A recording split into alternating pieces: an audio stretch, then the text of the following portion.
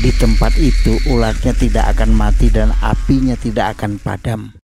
Tahu nggak, Yesus berbicara tentang neraka lebih banyak daripada bicara tentang sorga.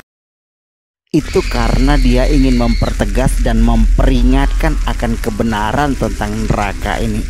Sungguhkah Allah yang penuh kasih itu tega melemparkan orang-orang berdosa ke dalam neraka?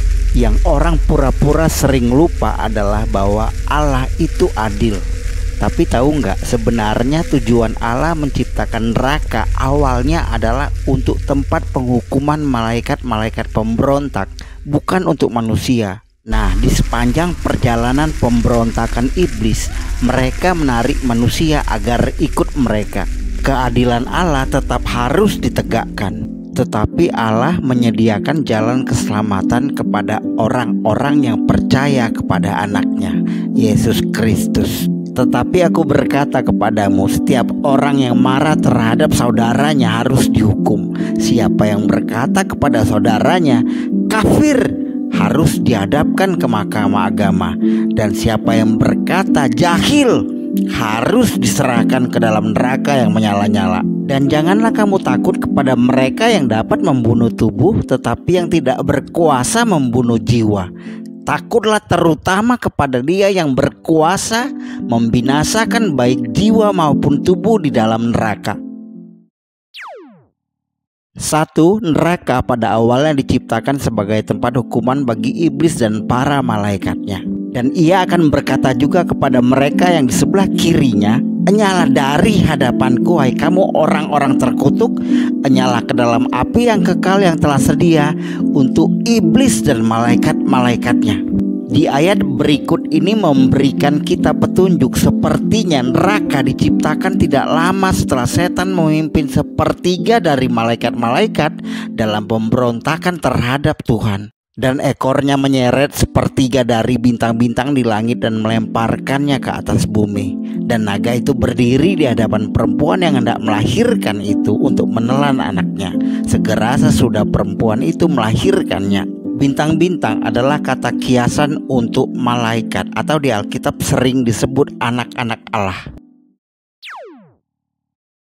2. Neraka adalah tempat terpisah dari hadirat Tuhan. Lalu maut dan kerajaan maut itu dilemparkanlah ke dalam lautan api. Itulah kematian yang kedua, lautan api. Kematian pertama adalah pemisahan tubuh dari roh, karena tubuh masuk ke dalam kubur dan roh masuk ke sorga atau neraka. Lihat video sebelumnya.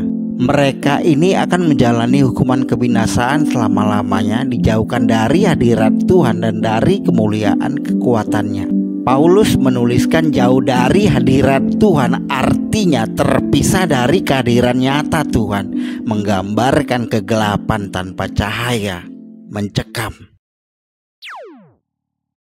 3. Neraka adalah tempat penyiksaan dalam keadaan sadar. Gambaran penyiksaan ini bisa dilihat dengan jelas dalam kisah seorang kaya dan Lazarus si miskin, di mana orang kaya itu dilempar ke neraka, menunggu dengan panasnya api di Hades, alam maut. Penantian di alam maut atau neraka ini adalah bentuk siksaan, disebabkan karena api yang tak pernah padam, panas yang membuat mereka terus-menerus haus. Mereka bagaikan ombak laut yang ganas yang membuihkan keaiban mereka sendiri. Mereka bagaikan bintang-bintang yang baginya telah tersedia di tempat di dunia kekelaman untuk selama-lamanya. Yesus juga menggambarkan neraka sebagai suatu tempat di mana ulat-ulat bangkai tidak mati dan api tidak padam. Siksaan di neraka sebagian disebabkan oleh ingatan dan penyesalan yang terus-menerus atas kesalahan yang telah diperbuat. Sedangkan anak-anak kerajaan itu akan dicampakkan ke dalam kegelapan yang paling gelap. Di sanalah akan terdapat ratap dan kertak gigi. Perhatiin kalimat anak-anak kerajaan. Ini simbolis menyatakan malaikat, anak-anak Allah, bintang-bintang. 4. Neraka adalah tempat murka Allah atas dosa manusia. Akan ada hukuman yang berbeda-beda berdasarkan perbuatan mereka. Hal ini digambarkan Yesus dalam sebuah metafora, kiasan, atau perumpamaan. Adapun hamba yang tahu akan kehendak tuannya tetapi yang tidak mengadakan persiapan atau tidak melakukan apa yang dikehendaki tuannya, ia akan menerima banyak pukulan. Tetapi barang siapa tidak tahu akan kehendak tuannya dan melakukan apa yang harus mendatangkan pukulan, ia akan menerima sedikit pukulan. Setiap orang yang kepadanya banyak diberi, daripadanya akan banyak dituntut, dan kepada siapa yang banyak dipercayakan, daripadanya akan lebih banyak lagi dituntut. Selanjutnya Yesus mengatakan hukuman lebih berat akan datang kepada ahli-ahli Taurat.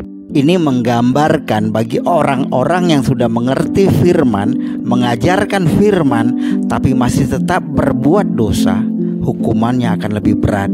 Saudara-saudaraku, janganlah banyak orang di antara kamu mau menjadi guru, sebab kita tahu bahwa sebagai guru kita akan dihakimi menurut ukuran yang lebih berat.